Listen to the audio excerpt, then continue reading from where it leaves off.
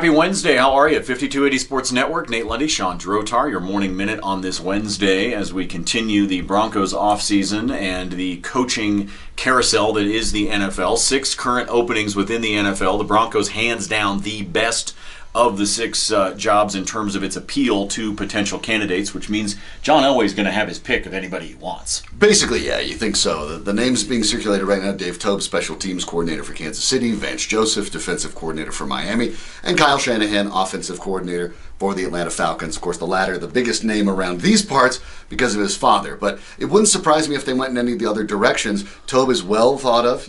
Maybe Elway isn't interested in having another young guy, even though he's talked about it.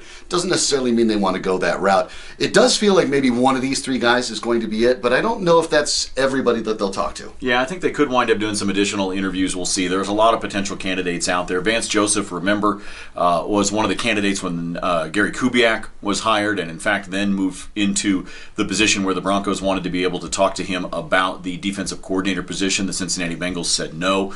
Dave Toub, as Shawn just mentioned, very highly thought of when it comes to assistants and coordinators out there around the NFL. And of course, Kyle Shanahan is the shiny, fast car right now on the freeway that's got everybody's attention, and rightfully so. If you look at the track record of what he's done, I think the attention that he's getting from an offensive standpoint is important. The thing for me, Shawn, is that my knee-jerk reaction immediately when I found out about the Gary Kubiak news was, okay, they need an offensive-minded person because the offense is broken. Things are wrong with the offense. They've got a young quarterback to develop, or quarterbacks to develop, and try to turn into franchise-type quarterbacks. You need an offensive mind. But that was my initial gut reaction. Now that it's been a couple of days, I'm able to sit back maybe and think about it slightly differently, which is to look at that coaching position like a CEO.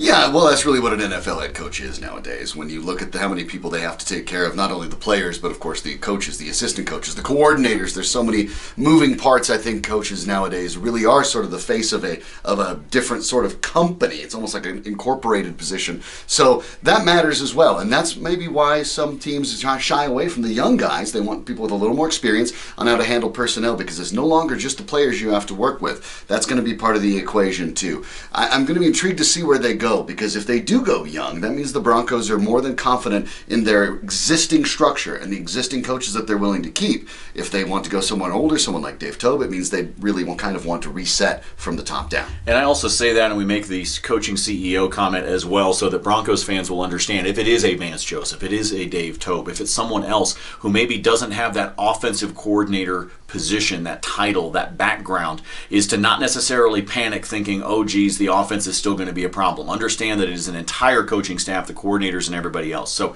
take this maybe as an early opportunity to take a deep breath. That's all that we're trying to say. Very briefly, the Denver Nuggets, Michael Malone kind of went off a bit post-game last night. Not happy with the leadership on his team, not happy with the defense, just in general not happy. Not happy. Losing to the Kings at home against a very sparse crowd. Danilo Gallinari immediately sort of disagreed with Malone's comments about there being a lack of veteran leadership, but the truth is this team is in the bottom half dozen in virtually every defensive metric in the NBA. They've got to find a way to get that better if they're going to make any noise in the playoffs. We'll keep an eye on all of it for you. 5280sportsnetwork.com, milehighsports.com as well. And of course the morning show 7 to 9 every weekday on AM 1340, FM 1047, Mile High Sports Radio. That guy is Shawn Drotar. My name is Nate Lundy. See ya.